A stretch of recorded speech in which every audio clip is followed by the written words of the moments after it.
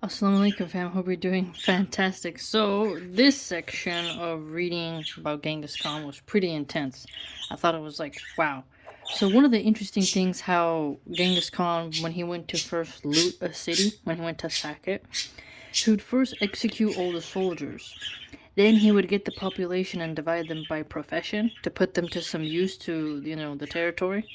And then after that, the people were used as labor and, like digging fortifications. And the author even notes being used as human shields or being pushed into moats. So, yeah, pretty intense. But those who were not able to be in a profession or used as labor were left behind.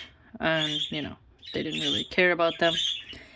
What's also interesting is that Genghis Khan in the beginning, when he was sacking the Jerkids, the Tanguts, and the Black Khitan tribes, he used to keep the aristocrats alive. Then he changed his policy because as soon as he left, they betrayed him. So then he went about a new policy where he would execute all the aristocrats, which essentially really made the society collapse. And it is kind of funny how the author noted that common people didn't really care about what happened to the rich. And I just thought that was like kind of funny, but at the same time, once the aristocrats fell, it's like the society really changed. And another thing that's pretty funny is that the Europeans used to take rulers and ransom them, but the Mongols, they didn't share that code. It was execute them and get them out of the way so that you don't have to deal with them later. And that was a big distinction between the Mongols and the Europeans later on. They didn't ransom them. Another thing that was interesting is that there was an Italian who went to Mongolia in 1245. His name was Giovanni di Plano Carpini, and he said that, even when kings would come and royalty, like pretty high status people would come and visit, that the Mongols would the soldiers would just walk in front of them, be really rude, and they didn't have really respect for aristocrats.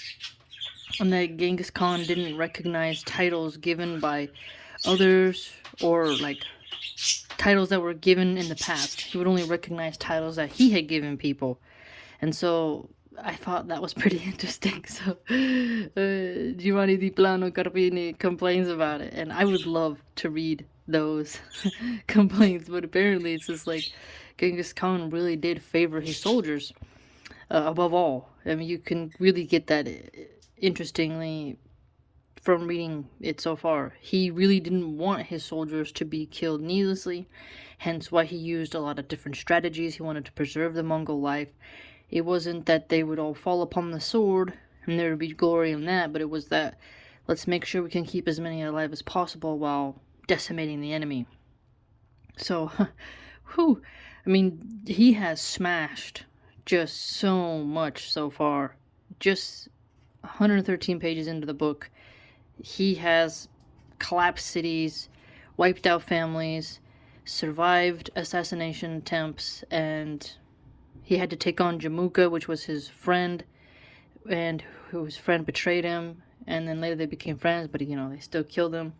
The Golden Khan, who was once his ally, who then also tried to betray him and assassinate him at a wedding. I mean, he just keeps surviving, and he's doing this with cavalry, and he's conquering this much, and he was from just a very remote steppe tribe. I mean, his mom, strong woman. It's really such an interesting aspect. I mean, Genghis Khan's conquest of Central Asia is just really intense. Really changed the world. So I just wanted to share those nuggets with you on what he did.